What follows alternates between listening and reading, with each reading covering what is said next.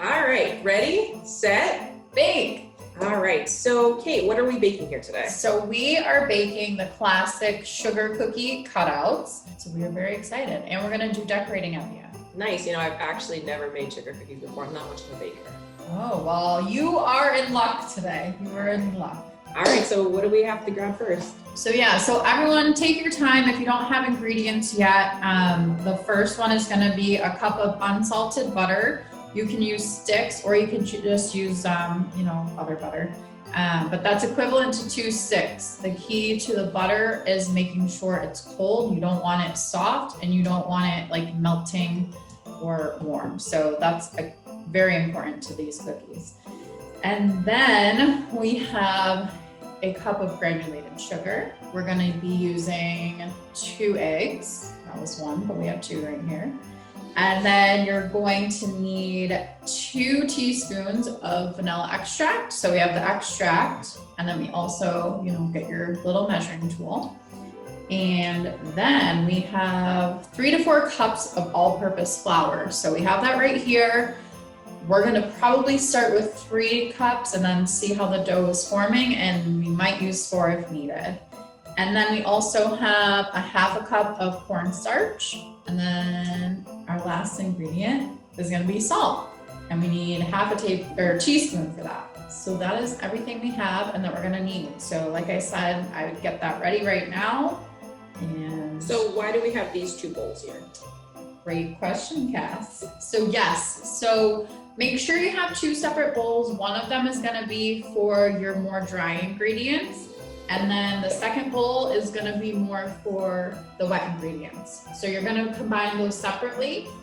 And then at some point, we're gonna mix them together. Oh, and is that what these things are for? Cass, you really have never baked before, huh? So some other tools you might need if you have a fancy mixing device as such, or even if you have a super fancy KitchenAid, you could use that. For the longest time, I did not have an electric whisk. That is perfectly fine. For a very long time, I would stir things with a wooden spoon. You're gonna need some arm power. You might get a nice little arm workout because we're gonna have to stir things for a few minutes, but that will certainly do. And then we also wanna have on deck, do you wanna show them, Cass? So we're gonna have on deck our baking sheet with some parchment paper. I would get this ready now, just so once we get to the part where we're rolling the dough out and cutting our fun shapes, then you're gonna have that ready to set those on. So I don't know, Cass, how are you feeling? I'm feeling ready, let's do it. You ready? Okay. So the first thing that we're gonna do is we're gonna work with our more wet ingredients, I say. So we're gonna start with the 2 sticks of butter, or the 1 cup if you're using a cup. So we're gonna start with that. Like I said, make sure they're cold. We had to stick those in the freezer for a minute just because they were getting really soft after. So, and it's okay if you get your hands dirty. I get a little weird and I usually wipe them off continually, but it'll be fine. So we have our butter. And then we are now going to add our 1 cup of granulated sugar. So you can just add that right into the bowl with the butter. And you know what? I'm not gonna lie, I probably should have pulled apart the butter. So I'm thinking that now that we're gonna mix it, it's probably not gonna chop that down as much as we want. So you might be better off just kind of getting a knife and breaking it into pieces. Yeah, I didn't really think that out. So you have your butter and sugar.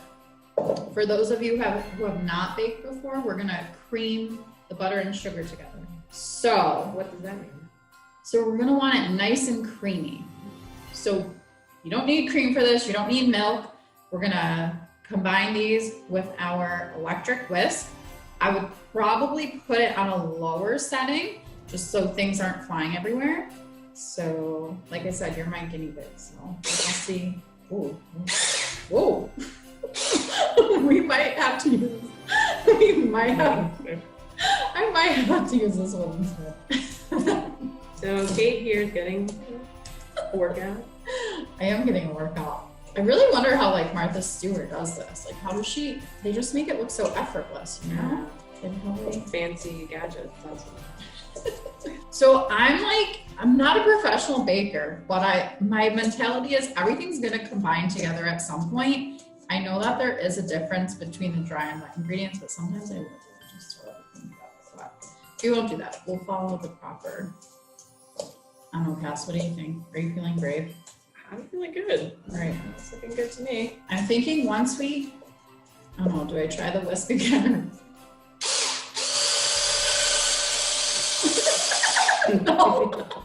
All right, so we're not going to use that. I think it'll be good when we have more ingredients. And honestly, I personally am feeling pretty confident. I know this is not creamed as it should be, but that's okay. If you people are more of a professional baker than I am, your butter and sugar is probably creamed by now and probably looks a little better. So I think all right, there's some sugar.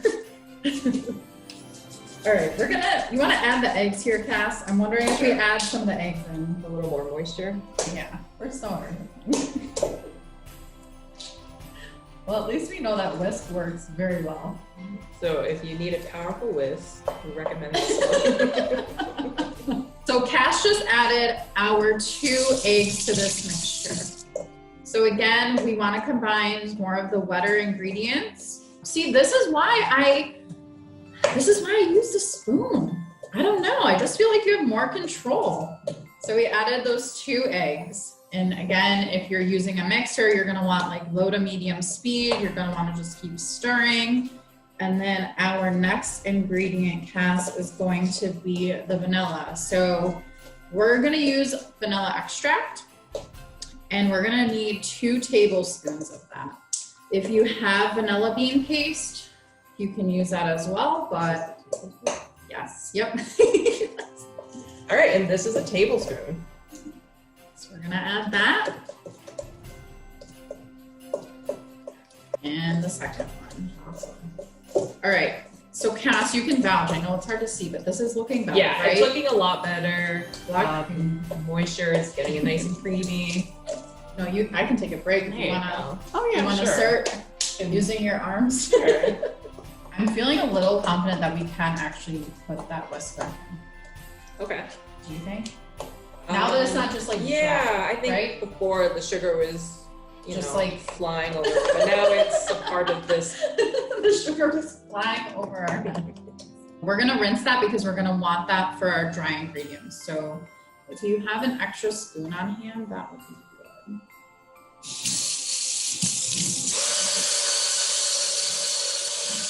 All right, so this is working better. You don't see the sugar flying in our hair. So I feel a lot better about this. More of a cream. Okay, so Cass, what do we have next? Oh, so now we're gonna grab this dry bowl. So we are going to grab our flour.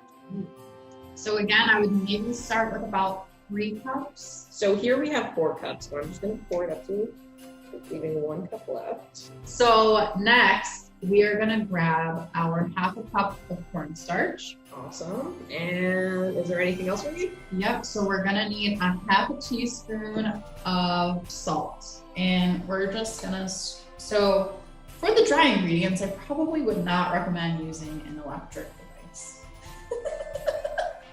I mean, we can, we'll see what happens. So I'm just scraping out the cornstarch that we have in here. And then Cass, you wanna give that a nice, just a nice little mix. So as Cass is doing that, again, just to remind everybody, we have our wet ingredients, which is the 1 cup of unsalted butter, the 1 cup of granulated sugar, our 2 eggs, and then our vanilla extract. All right, I think this is nice and mixed. So we're gonna combine our dry ingredients with our wet. So I would probably slowly do this. Cass, I have confidence in you. I feel like you're ready for this. I would just slowly start adding them to our dry ingredients. And for right now, we're just gonna use our spoon. So we're putting the wet into the dry. Dry to wet. Oh, I'm sorry. Yeah. Yep. All right. So we're gonna, I'm using the spoon to help get it in nice and neatly. And my personal preference is adding the dry to the wet. That way it's gonna come out of the bowl easier rather than with your light cream, it's gonna stick. So yeah, I would just pour your dry right into the. And it's pour it all in? Yeah, what I would do is probably add just like a little bit, maybe give it a little stir and then we can add more. Just so we're not. So I probably poured in a third and now I'm stirring. Yep, just so we can combine them. And then my feeling is once we have this combined, we can be brave again and use the electric mixer. And I think that the stirring it in with the mix will help so it doesn't fly around We're gonna have cookie dough on the ceiling. Yeah. So we're gonna go back to the electric mixer. This you're gonna want, I probably would do low. So, but again, if you're not using an electric device, you certainly can use a spoon. I personally think it really still does a great job. You're just gonna need a lot of arm power. So these instructions advise that we do this for about 3 to 5 minutes. As you can see, it looks kind of like a crumbly mess. So right now, this is what it looks like. And for those of you that are bakers, we're gonna want this into a dough. So like a pizza dough, and we're gonna want it to start forming and pulling away from our bowl. So pulling away means that it's not sticking to the bowl? Right, so you might have a little stick. I find that happens a lot with when I make pizza dough, but right, it's gonna be more condensed together and it definitely, after the 3 to 5 minutes, should not look like this. If it does, then I'm not really sure what happened. So we're gonna do this on low speed. We're gonna take your time and we're gonna pray to goodness that this doesn't fly out. Oh my gosh. All right, so I'm probably gonna need a lot of arm power, but that's okay. We'll trade off.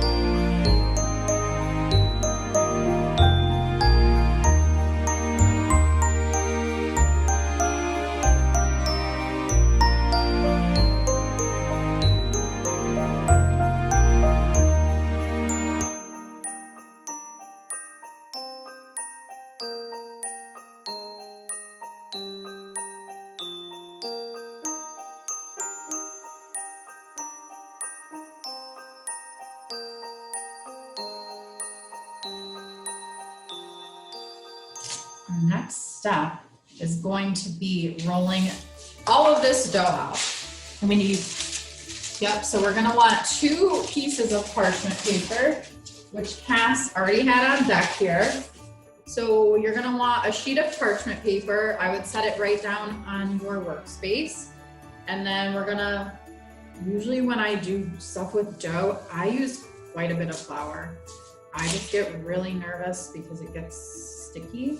So just spread it all over the parchment paper. Yeah, so you're gonna wanna spread a nice layer. I'm gonna put a decent amount of flour on my hands, again, just so this dough doesn't stick all over. So you can really just grab the dough out of the bowl. How's it feel? It feels pretty good to me. Like I said, I'm like a child. I wanna like take a little piece and make sure the flavor's there, but I trust it. This is what it's looking like. You don't really have to fully pat it out like this. I don't really know why. Okay, so I probably don't need to do this. Again, I get nervous, it's just gonna like start sticking. So I put a little bit of flour on the top, and then again, I have it on my hands. We're obviously not gonna roll this out with our hands. And then I've never done this technique, but I have a good feeling about it since parchment paper, again, doesn't stick. So we have parchment paper on top of the dough, and we're gonna roll this out with our, what device are we gonna use? Are we gonna use the wine bottle cast or? Well, today we actually have a rolling pin. This is not mine, this is Kate's. But for those of you you. didn't wanna roll this? Oh. Again, I just go by like feel. You don't want it so thin that it's like translucent. Again, some of you might be more professional at rolling out dough. I am not. Even with a rolling pin, it still makes me nervous, but roll out your dough as best as you can. You don't want to be like too serious about it. It looks good. So here we have a bunch of different shapes for our cookies. We have the classic snowman, star, stocking, snowflake, which I'm really excited about because we also have some mini ones and we're going to do like a little sandwich when we decorate. I feel like this is pretty good. Again, some of you honestly might be better at this than I am. I might give it one more roll around.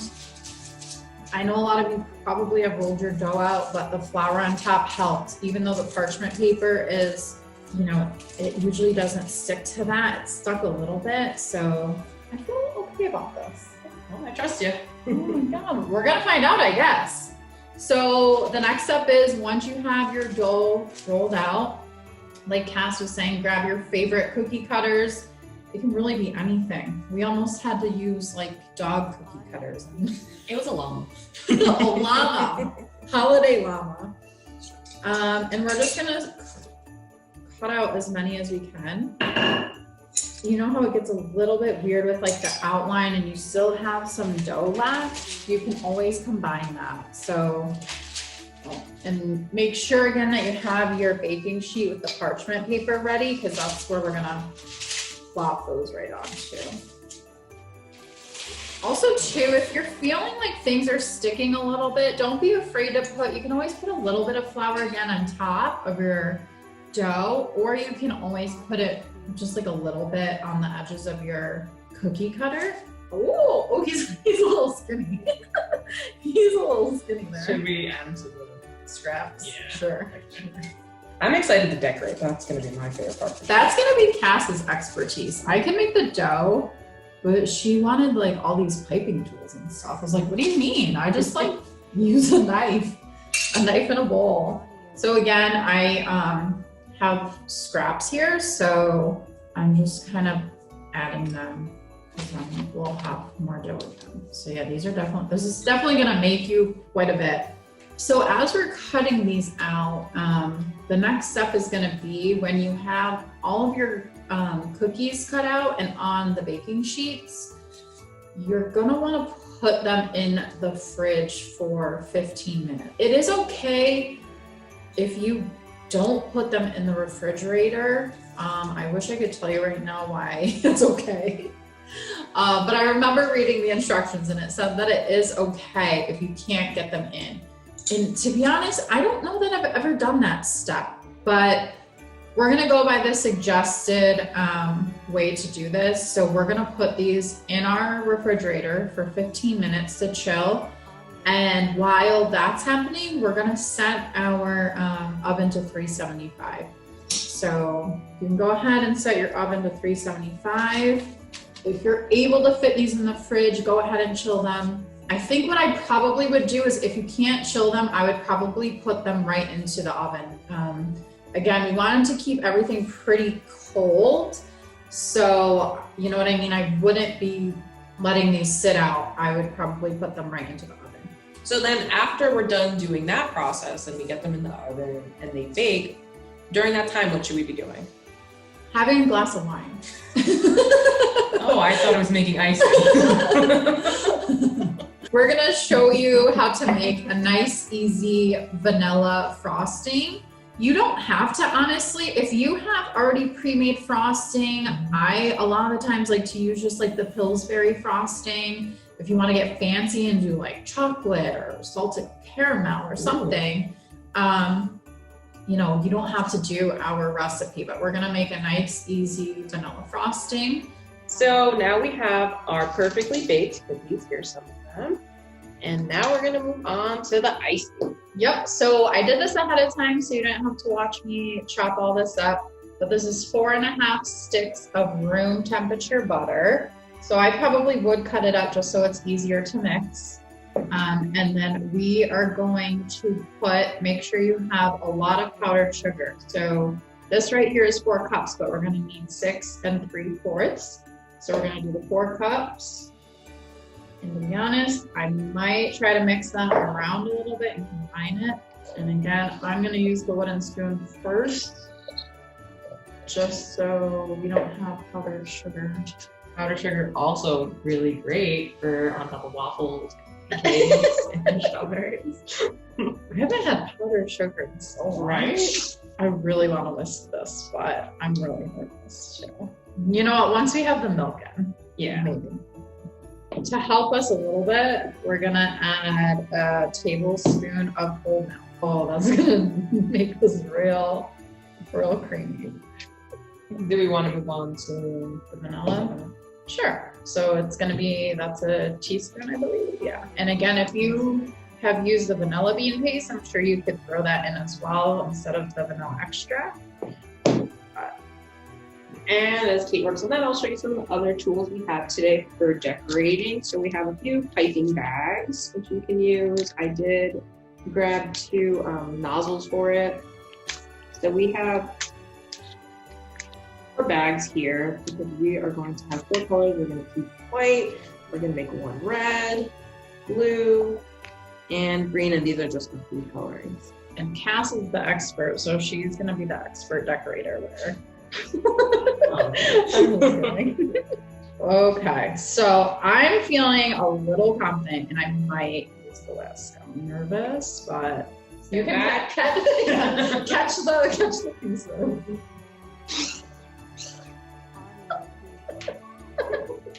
All right, we might go back to that. So we considered making a meringue royal icing. Yeah, so you use, I've never heard of this meringue house. And it's pretty crazy. We're really a little out of our budget.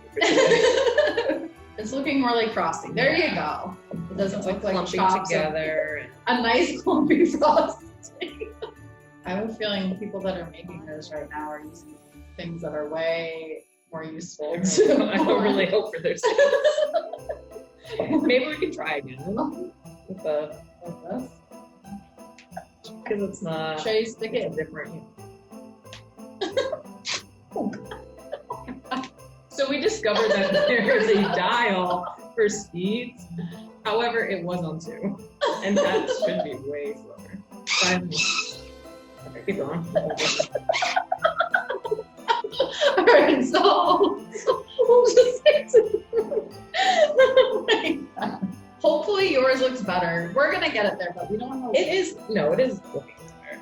All right, so we have a pretty good frosting. And going back to what Cass said, so you're gonna wanna grab, whatever colors you're gonna be using. If you wanna use sprinkles, piping bags. So what you'll wanna obviously do is separate your... Please tell me it's good. Oh, it is good. It is good, but it was just like, it was so sweet at first. I was like, No more sugar. So yeah, so you'll want to separate it into different parts so you can obviously color it to what you want it to be. Awesome.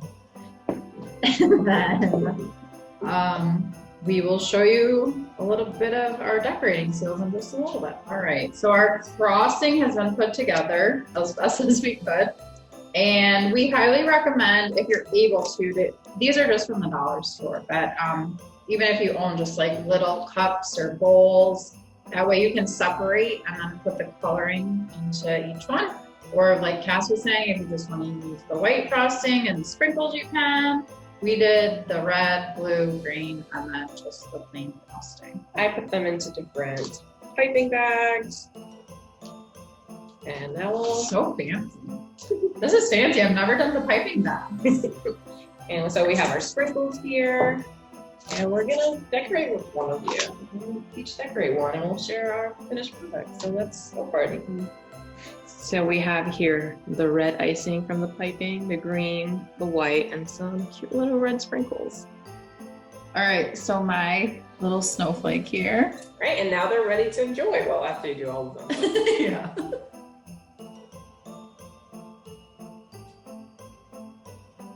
Very good. Mm-hmm. But thank you all for joining us. Yes, thank you. We hope you enjoyed, and we hope you enjoy the holidays. Yes, thanks so much.